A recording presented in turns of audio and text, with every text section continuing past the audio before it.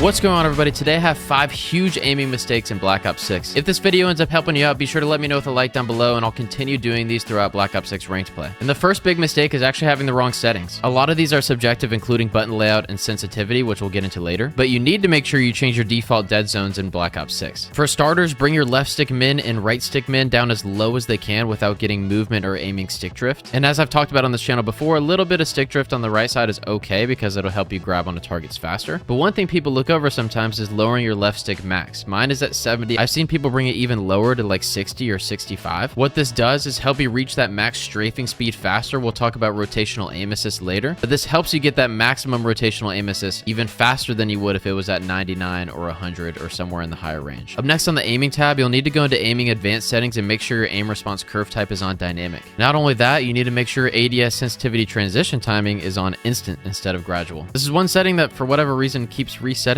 and they've defaulted it to gradual. So even if you have set your settings up correctly, make sure you go in here and swap on instant. And with those out of the way, let's get to the second aiming mistake, which is actually having the wrong sensitivity. To find out the right sensitivity for you, we're going to load into a private match versus bots with any class that's built with hip firing in mind. If you're not sure what sensitivity to start with, I would start on the lower end, maybe like a 3 or a 4. And your goal in this private match is to hip fire the bots, making sure that your centering stays on the bot the entire time. So constantly be strafing around and making sure that your centering can be maintained on the bots the entire time that you're shooting at them. And one thing that you want to look for, especially as you're snapping onto the bots, is look for your centering to either overshoot or undershoot as you're going towards the bot. If you're undershooting, or if it feels like it's already comfortable for you, don't be afraid to move your sensitivity up. And I would do this one by one until you notice yourself overshooting the bots, which would look something like this. Or if you find yourself zigzagging to get back on target like I just did there. One thing to keep in mind, if you already had a base sensitivity that you enjoyed in previous Call of Duties, Black Ops 6 sensitivity is natively lower than any other Call of Duties. So for example, if you're like me and you played on 6.6 and MW3, you'll actually want to stay on 7.7 for Black Ops 6. And once you do have the right sensitivity, you'll be able to snap onto bots even at range while maintaining your aim at their positioning throughout the entire duration that it takes to kill them. Again, if you're overshooting or unable to strafe and maintain target, that's when you'll need to lower your sensitivity by 1 until you get it right. If you're undershooting, or if you feel like it's too easy to stay on track with your target, then you're good to move it up 1 by 1 until you find what works best for you. Getting the muscle memory down for your sensitivity also takes time. So if you want to end up having a higher sensitivity than you're used to, I would slowly go up 1 by 1 on maybe a daily basis or so before you finally get used to the muscle memory of whatever sensitivity that you want. The next aiming mistake is not centering properly. The reason that centering is important in the first place is because if you're already looking at the target, you have to snap onto them less compared to if your centering was at the floor and then you had to aim up and look at them before getting the kill. In a game like Call of Duty where kills are determined in a matter of milliseconds, the time that it takes you to go from poor centering to actually being on target could get you killed. One setting that helps me improve my centering is actually over here in the interface. Go over to Gameplay HUD, turn my crosshair on static, and then I go to show more and turn my center dot on with the center dot scale of largest. I also keep crosshair spread off.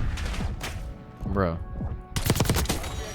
I also keep crosshair spread off, and I do change my crosshair color, but that's just personal preference. And I'm really just testing it out right now. It might not stay that way forever. The difference that it makes is in the bobbing of the crosshair, which isn't a huge deal initially. When you're trying to lock down the centering and make sure that you're completely on target, the less bobbing that center dot has, the better. Centering is very map dependent, so first things first, you need to understand where on the map your opponents are going to be coming from. Now, on top of understanding that, you'll also need to take advantage of the minimap, looking at where you see people and using that to determine where they're going to be placed on the map. Pair those two together, map knowledge and reading the minimap, and you'll be able to perfectly center on enemies anywhere in the game. On a map like Skyline that most of you probably already know, you should be constantly looking for ways to be properly centering at places opponents can be. And if you haven't learned this yet, use each time that you see an opponent as a means of learning another spot that they could commonly be at. Now, each map has an infinite possibility of places that opponents could be at, so this is not something that you can learn right away. But like I was saying earlier, take a mental note of each time that you end up finding an opponent somewhere, and use that as a way to constantly be learning how to center in different areas of the map. So keep an eye on my center dot as I'm rounding these corners. I'm constantly keeping them in places where people might be coming from, even across the bridge. And my centering is not perfect and can always be improved on, but even rounding these corners to the stairs, making sure that I'm at the height of the staircase rather than looking too high up or too far down as I'm leaving this area here. The good thing about centering is that you can constantly be monitoring it throughout your gameplay 24/7, meaning you can take note of when it's good and you can take note of when it's bad. And to be honest, if this is something that you need to work on, you don't even need bots to be in the lobby that you're playing in. You can just run through any map and make sure that your centering is at places where opponents could be. The reason that I like to do this against bots is that it's not always about just just centering. It's also about making that transition from proper centering to shooting a target. The next movement mistake in Black Ops 6 is not having proper tracking or strafing during gunfights, and I'll show you why those two go hand in hand. If I stay perfectly still and try to track an opponent, my aim assist is not going to catch onto them nearly as hard as if I'm aiming at them while strafing. You'll see my aim assist is dragging and locking onto this player even when I'm not touching my right stick.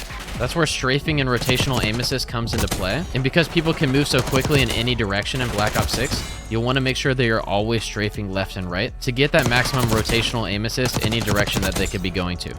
This is where those dead zones came into play from earlier, where we moved the left stick max down to 70, as we're reaching that maximum speed of left and right rotational aim assist, even faster than if we would if our dead zone was higher in the 90 to 99 range. So if you check out my controller, pretty much any time that I get into a gunfight, I'm going as far as I can to the right or the left with my left stick to fully engage that rotational aim assist as strong as it can go. Now the other thing is, these are just bots that I'm playing against. When you're in an actual game against people that are using omni movement, sliding, diving, your sensitivity while ADS might not always be fast enough to keep up with where they're going, especially if they're sliding in close quarters at you. So one thing you need to learn in Black Ops 6 is that not every situation can be solved by shooting at someone while ADS'd. Sometimes if somebody were to slide all the way across your screen instead of slowly strafing across your screen, you might have to fully un-ADS and use hipfire to take care of the opponents as they're moving across your screen.